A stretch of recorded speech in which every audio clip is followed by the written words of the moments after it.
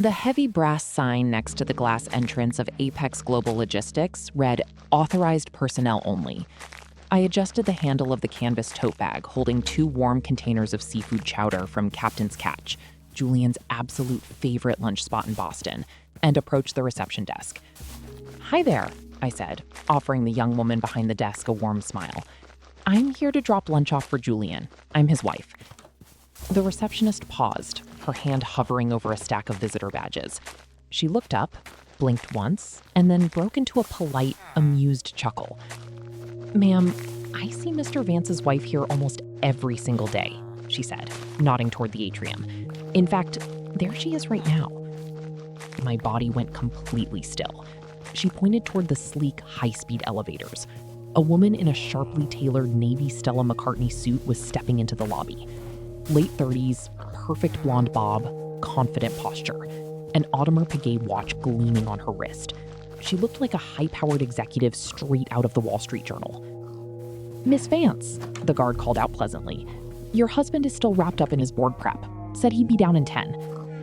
The woman, whose lanyard badge read Sienna Vance, VP of Strategy, gave a brief nod, pulled out her phone, and tapped away as she waited for the elevator doors to close. She hadn't noticed me.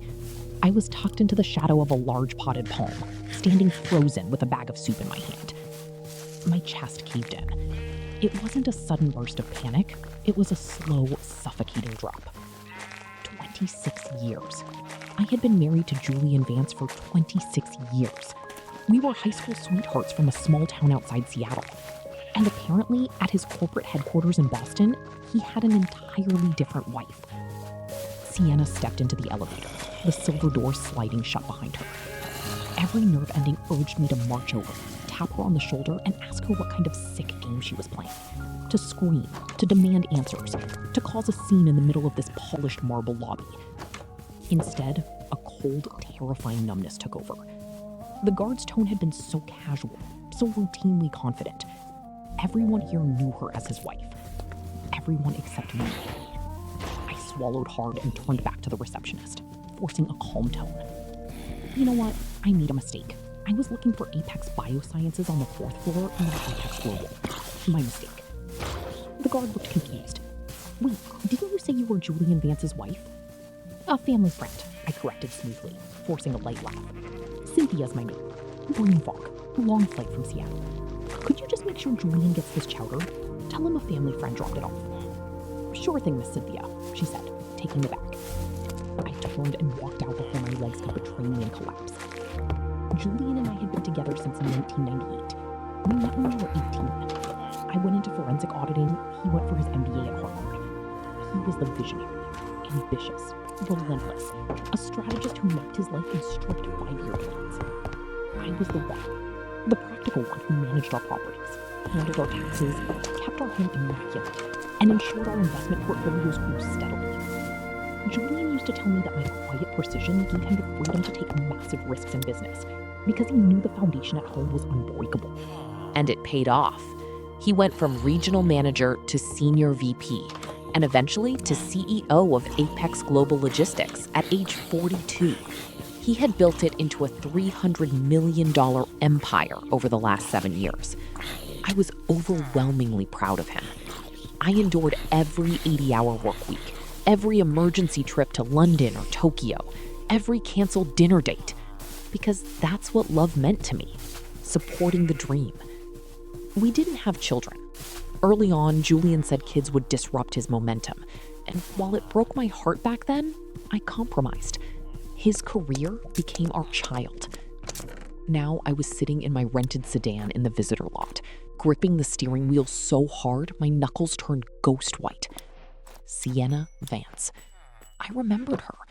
I'd met her briefly at a charity gala 18 months ago. Julian had introduced her as a brilliant new corporate hire from McKinsey. I had smiled, chatted politely about Boston winters, and thought nothing of it. I trusted my husband without reservation. Yet the receptionist hadn't called her a colleague. She called her his wife. I didn't drive back to our brownstone in Beacon Hill. I couldn't bear to look at the custom kitchen I'd spent 6 months renovating, or the dinner roast sitting prepped in our fridge. Instead, I parked near a quiet coffee shop in Cambridge, and sat staring into a cold espresso. At 7:12 p.m., my phone buzzed. Julian. Board strategy running late tonight, honey. Don't wait up for dinner. Love you. I stared at those 6 letters. Love you. Was I just his domestic safety net? The unpaid property manager who kept his legal residence running while he played family in the city? I deleted 4 angry drafts before typing back. No problem. Left some roast in the fridge. 3 dots hovered, then vanished. You're the best. See you late. Julian returned to our Beacon Hill brownstone at 11:40 p.m. I was sitting on the couch in the dim living room, holding an open book I hadn't read a single line of in hours. "Hey, sweetheart," he said softly, dropping his leather briefcase near the foyer. He looked exhausted. Jacket unbuttoned, tie loosened, a faint scent of jasmine perfume clinging to his coat that certainly wasn't mine. "How was your day?" "Quiet," I replied, my voice disturbingly calm. "How was board prep?" "Brutal. Back-to-back meetings all afternoon. Then Sienna and I had to redesign the entire Q4 expansion model." He headed straight to the kitchen. "Did you say there was roast?" "In the fridge," I called out. I listened to the familiar sounds of him in our home. The refrigerator door opening, the plate clicking into the microwave, the low hum of the machine. The husband I had loved for 26 years. Or was this entire home just an elaborate theater set for a marriage that no longer existed? He walked back into the living room with a hot plate and sat on the ottoman across from me. "This is amazing. I didn't realize how starving I was." "I actually tried to swing by your office around lunchtime," I said, keeping my tone light and conversational. "Brought some clam chowder from Captain's Catch." Julian's fork paused for a fraction of a second midair. It was a micro-hesitation that 99 people out of 100 would miss. But I had studied this man for over a quarter of a century. I saw it. "Oh yeah?" he said smoothly, taking the bite anyway. "I didn't see you." "I couldn't get up to your floor, so I left it with reception. I gave it to Sienna, actually. Thought you two could share." "Oh," he nodded, chewing, completely unfazed. "She must have left it at the desk. Things were absolute chaos today. Thank you for thinking of me, though." Not a single crack in his composure. The lie rolled off his tongue like water. "How is Sienna doing?" I asked. "She's brilliant. Best decision I ever made hiring her. We're in complete alignment on where the company needs to go." "In alignment. That's important." "Crucial," he smiled. The same warm, confident smile that made me fall in love with him in college. I waited until 1 a.m., when his steady, heavy breathing confirmed he was deeply asleep. Years of stress had taught Julian to pass out the second his head hit the pillow. I slipped out of bed and walked into his private home office down the hall. His laptop was resting on the mahogany desk, closed but left on standby. I typed in his password, our wedding anniversary date, October 10th. It unlocked instantly. My heart hammered against my ribs, but my hands were steady. I opened his calendar first. To a casual observer, it was just corporate meetings. But as a forensic auditor, I knew how to look for anomalies. Dinner. Strategic alignment. 8 p.m. at Bistro du Midi. 3 weeks ago. A dark, candlelit French spot on Boylston Street. Not a corporate meeting spot. Executive retreat. Chatham Bars Inn. $680 a night on Cape Cod. Credit card records showed a single luxury suite booked for 2 guests under his personal card. I kept digging. Dinners, weekend trips, late night charges, a parallel paper trail spanning almost 3 years. Then I searched his encrypted cloud storage. Deep inside a hidden folder disguised as tax archives, I found a scanned PDF labeled Vance Legal File. I opened it. My breath caught in my throat. It was a complete divorce strategy prepared by a high-profile family law firm in downtown Boston, dated 14 months ago. The strategy was brutally pragmatic. Julian had instructed the lawyers to draft grounds for divorce citing emotional distance, financial complacency, and lack of support for career trajectory. He was actively building a legal file to frame me as a distant, unsupportable spouse to minimize alimony. And attached to the end was a precise timeline written in Julian's own handwriting. Complete capital reallocation by November 2025. File for contested divorce in January 2026. Finalize settlement by summer 2026. Publicly announce engagement to Sienna by autumn. He had planned my execution down to the month. I wasn't just being cheated on, I was being systematically erased. I took high-resolution photos of every single document on my phone, saved the legal PDFs to an encrypted drive, and closed his laptop. The next morning, I called in sick to my firm for the first time in 4 years. After Julian kissed my cheek and left for the office, I began searching our home. In the back of a locked drawer in his dressing room, hidden inside a velvet watch box, I found a silver key with an embossed tag. The Grandview Apartments, Unit 18B. The Grandview was an ultra-luxury residential tower in the Seaport District. I drove straight there. I took the elevator to the 18th floor, my heart pounding in my throat. The key turned smoothly in the lock of 18B. Inside was not a hotel room, but a fully decorated permanent home. Framed photos lined the mantel. Julian and Sienna laughing on a boat in Martha's Vineyard, kissing at a vineyard in Napa, posing at formal galas. In every photo, Julian's wedding ring was missing. In the bedroom wardrobe, Julian's tailored suits hung side by side with Sienna's designer dresses. 2 coffee mugs sat on the counter. A home built right under my nose, funded by our shared wealth. I spent 2 hours photographing every inch of the apartment, including financial statements tucked in Sienna's desk drawer. Then I left, silent as a ghost. My forensic auditing background kicked in fully.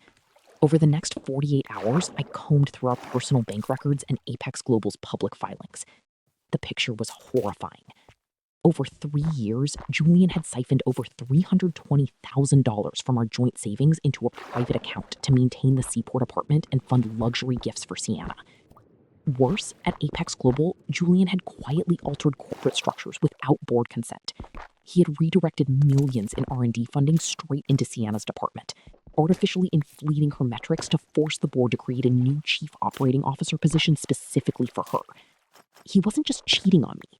He was committing financial infidelity and corporate misconduct.